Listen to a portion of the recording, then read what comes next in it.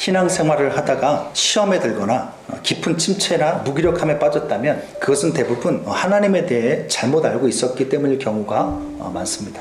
교회 초창기 시절에요, 이런 일이 있었습니다. 교회 들어오는 입구에 이런저런 교회 안내를 하느라고 강아지 그림이 삽입된 안내지를 붙인 적이 있어요. 그런데 교회를 방문하신 우리 교회 성도님도 아닌 한 권사님이 그 포스터를 보자마자 저에게 대뜸 그 포스터를 띄는 게 좋겠다라고 말씀하시더라고요. 그래서 제가 물었죠. 이유가 무엇입니까? 그랬더니 개가 음란마귀이기 때문이라는 거예요. 예전에 한 유명한 목사님이 개는 음란마귀라면서 개 그림을 교회에 붙이면 그것이 실제로 힘을 발휘해서는 교회에 음란의 영이 역사하게 한다라고 설교하셨다라는 겁니다. 또 자신도 그런 경험을 했다라는 거죠. 꿈에 개들이 나오는 꿈을 꾸었는데 그래서 너무 꿈자리가 월월월스러웠는데 정말 거짓말처럼 얼마 지나지 않아서 남편이 바람을 피고 음란한 짓을 했다라는 거예요. 그러니 자기 말이 맞다라는 겁니다. 그래서 제가 말씀드렸습니다. 권사님, 아무리 유명한 목사님이 말씀하셨고 권사님이 경험하셨다 하더라도 성경이 그것을 말씀하지 않고 지지하지 않으면 그것은 진리가 아닙니다. 그리고 사람의 말과 경험을 성경보다 위에 놓으면 안 됩니다. 성경이 모든 것 위에 있어서 사람의 말과 경험을 판단하고 해석하게 하는 것이 바른 신앙입니다.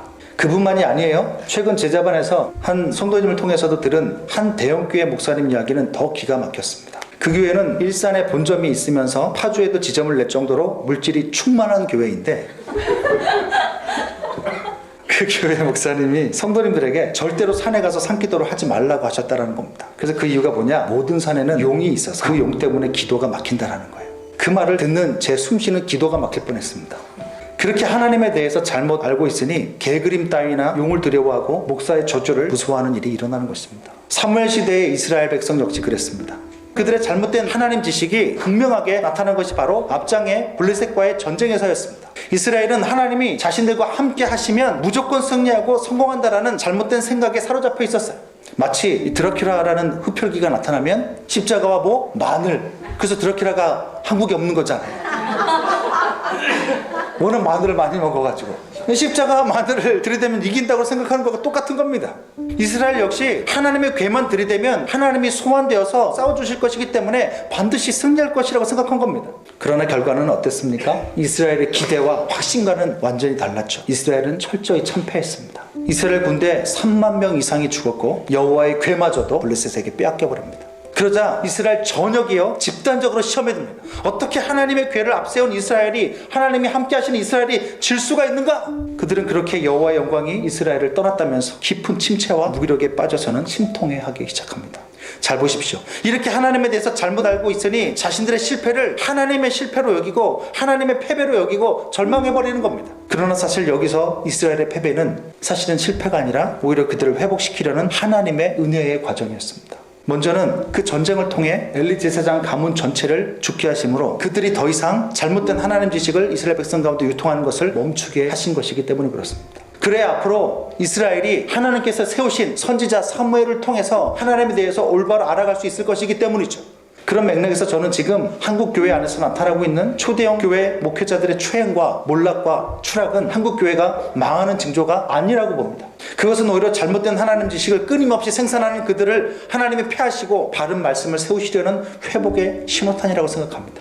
이스라엘 역시 그런 회복을 하려면 기존의 잘못된 하나님 지식을 유통하는 자들이 사라져야 되는 거예요. 그리고 다음으로는 이렇게 패배해야 하나님이 인간 생각대로 조정될 수 있는 분이 아니라는 것을 깨닫게 될 것이고, 그리고 자기들 생각을 넘어서는 더 크고 높은 하나님의 뜻이 있음을 이들에게 알릴 수 있기 때문에 그렇습니다.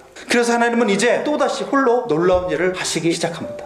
블레셋은요 이스라엘과의 전투에서 승리한 후에 여호와 임재의 상징인 언약궤를 빼앗아서는 자기들이 섬기는 다곤 신전 안에 다곤 신상 앞에 둔 것입니다. 이것은 두 가지 의도를 담고 있습니다. 하나는 이제 여호와가 다곤 신과의 싸움에서 졌으므로 다곤 신의 부하가 되었다라는 뜻이고, 다른 하나는 이제 다곤 신과 여호와의 신을 그 힘을 결합하겠다라는 것입니다. 신학자들의 연구에 의하면 다곤 신은 북쪽에 있는 메소포타미아 지역에서 수입된 신이에요. 반은 사람이고 반은 물고기 모양을 하고 있었다고 합니다. 저렇게 생겼죠.